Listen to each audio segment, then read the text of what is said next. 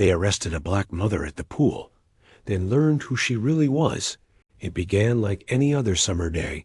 Blue skies, the scent of chlorine, laughter echoing across sunlit water. But peace has a way of shattering without warning.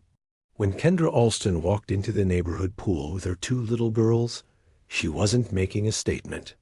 She was just a mother, tired, hopeful, wanting to give her daughters a slice of joy.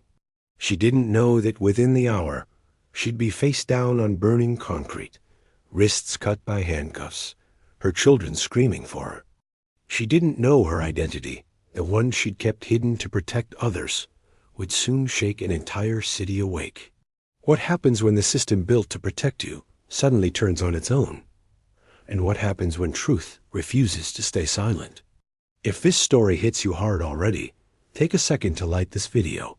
It helps these voices be heard.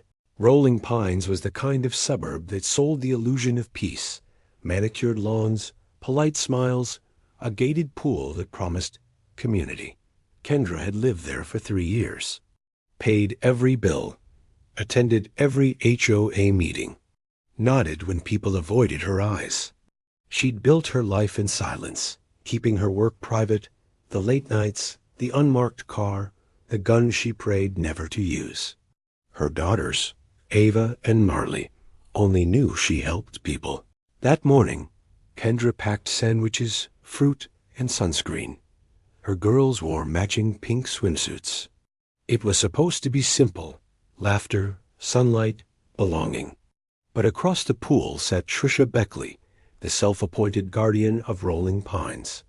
Bleached hair, diamond cross necklace, eyes sharp enough to cut through peace. The moment Kendra entered, Trisha's phone appeared. She whispered words that carried poison.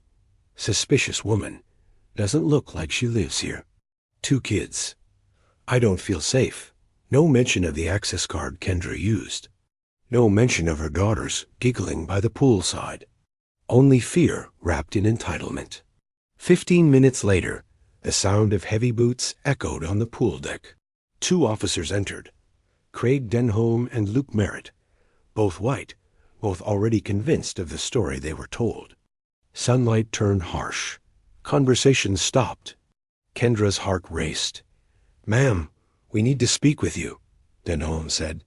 His tone wasn't a question. Kendra stood slowly, calm but trembling. "Is something wrong?" "You fit the description of a trespasser," he barked.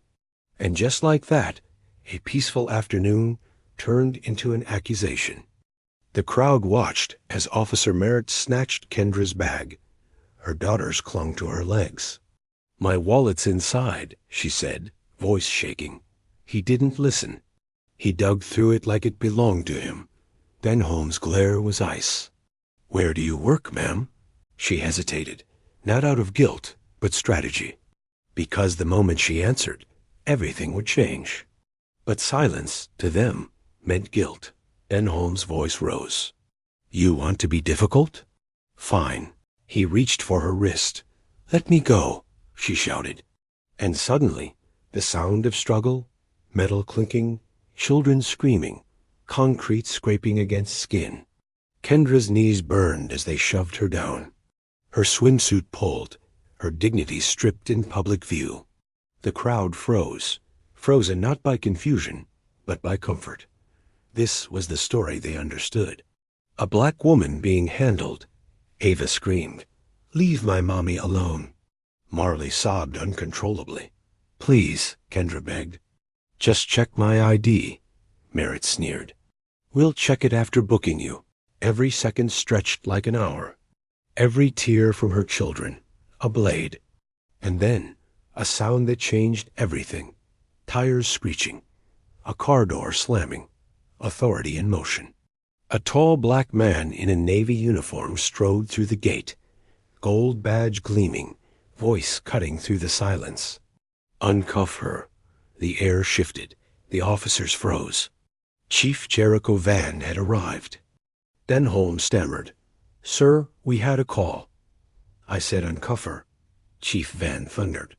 The pool fell silent again, not with fear this time, but with realization. Merritt's hands shook as he unlocked the cuffs. Kendra stumbled to her feet.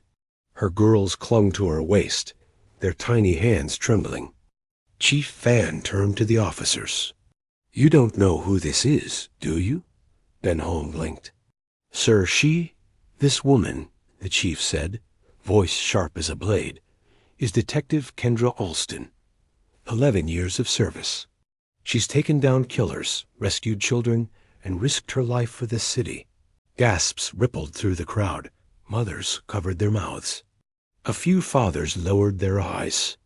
The same people who watched her humiliation now watched their own reflection in her pain. Chief Van stepped closer to Merritt. "You just racially profiled a decorated black detective in front of her daughters."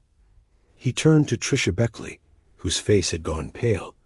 "And you made the call." Tricia's voice cracked. "I just didn't recognize her. I didn't feel safe." Van's voice dropped to a dangerous calm. "You felt unsafe because a black mother brought her kids to the pool. You filed a false report. Maybe what you really feared wasn't danger. It was equality." Tricia's eyes filled with tears, but no apology came. "Badge and gun.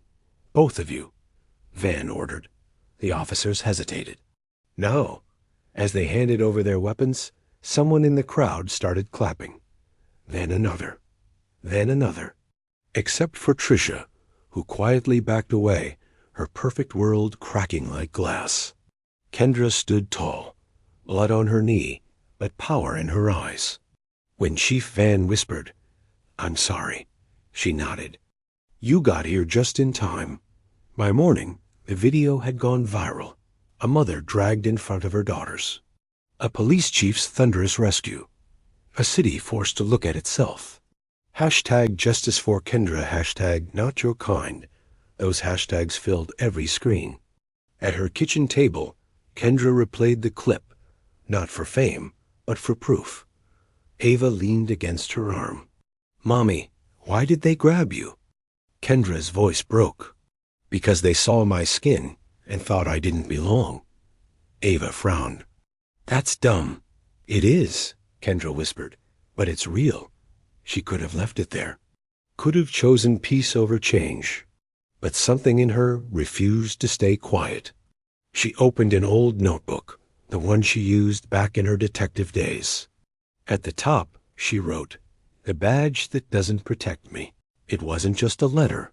It was a spark. When Chief Van met her later, he handed her a folder, thick, heavy, full of complaints from other black officers. Harassment, punishment for speaking out, reports erased before they ever saw daylight. Kendra flipped through them in silence. "They called you not our kind," Van said quietly, "because this department was built to protect theirs." Kendra looked up, fire in her eyes. "Then it's time to rebuild it." The press conference shook the city.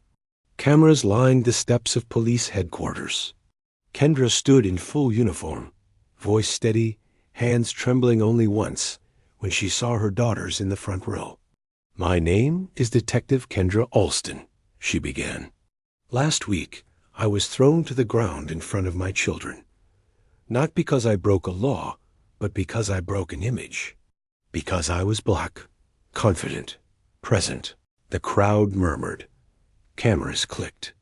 "I was told I fit the description. Let me tell you what that description is. Black, breathing, and unafraid." She named officers who'd been silenced, shared stories buried in reports. And then she said what no one else dared. "I will not raise daughters who mistake fear for respect. I choose truth, even if it costs me everything." The city couldn't unhear it. The mayor ordered an investigation. 2 more officers were fired. And Tricia Beckley's lawsuit, claiming she was the real victim, was laughed out of court. In a twist of irony, the pool was renamed the Alston Family Pool, dedicated to everyone who belongs. Weeks later, Kendra sat beneath a big umbrella, watching Ava and Marley splash freely. "Mommy," Marley called, "no one's staring today." Kendra smiled. "That's because today we own this space." Her phone buzzed. A message from a detective states away. I saw what you did. We're starting something here, too. You gave us a voice. She looked up at the clear sky. The same sky that had watched her humiliation now witnessed her rise.